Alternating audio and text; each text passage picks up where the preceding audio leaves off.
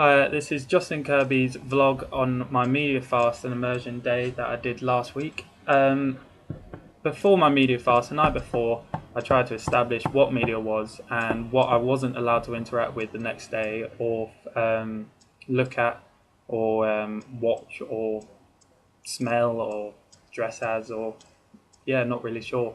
So I found a definition which said media is channels or tools used to store and deliver information or data.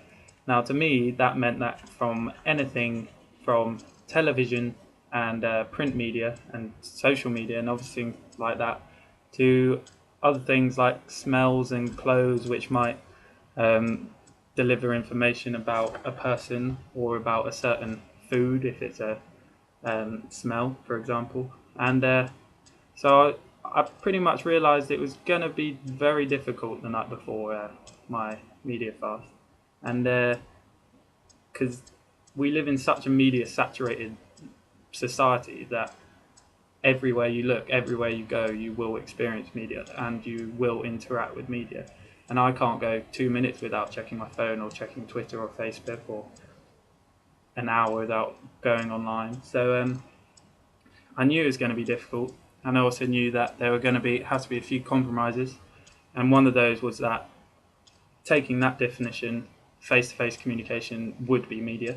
But for me, I didn't want to be a social recluse, and I did want to interact with others, so I allowed face-to-face communication.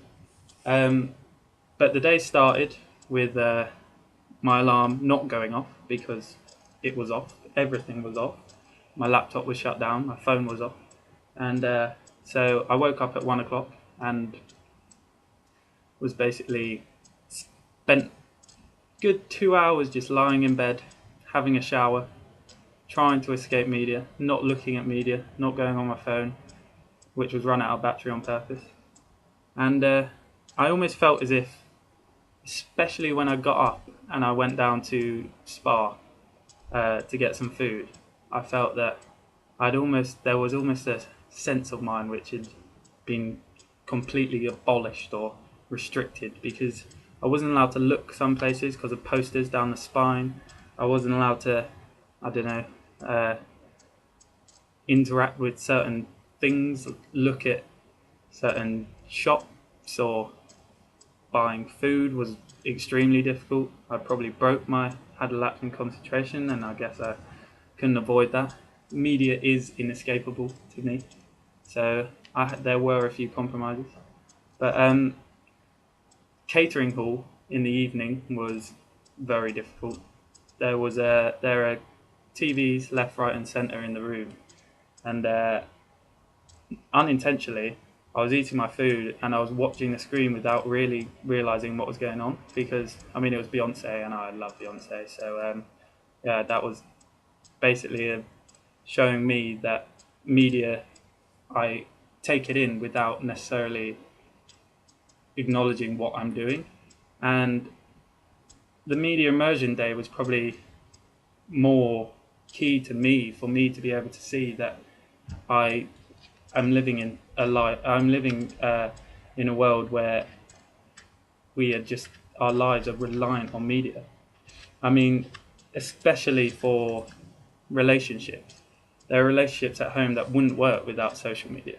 They wouldn't work without Facebook, Skype, Twitter, because media compresses time, it compresses space.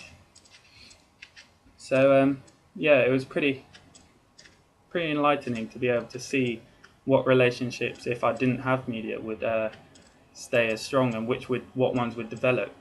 And as I spent most of my day interacting with people in my halls in Lancaster University, I realised that it would be the ones who are in close proximity to me.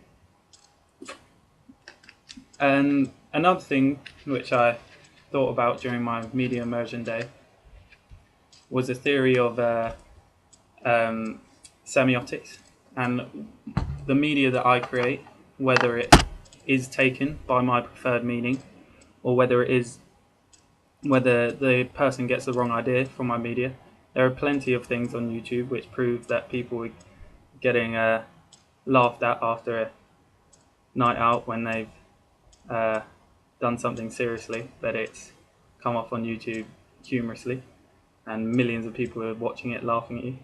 So that was another thing which I thought, in my media saturated world, perhaps that was something I have to be aware of for the future and for future engagements with media and interactions, because you're not sure how people will perceive what you say and what the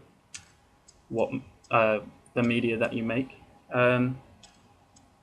But I guess to conclude on the day, I'd probably say that the most shocking thing for me was my relationships, and also how reliant I am. And when I unintentionally interact with media, especially in the catering hall, that was pretty shocking, that I would be watching media and not aware of what I was doing, not aware that I was breaking my media fast. And it's almost an unconscious decision which I was making, and it does make one think that even when you're not directly, purposefully intaking media, it is all around us, and we are always interacting with media wherever we are and whenever we are. So yeah, I guess that sums up my vlog. So goodbye.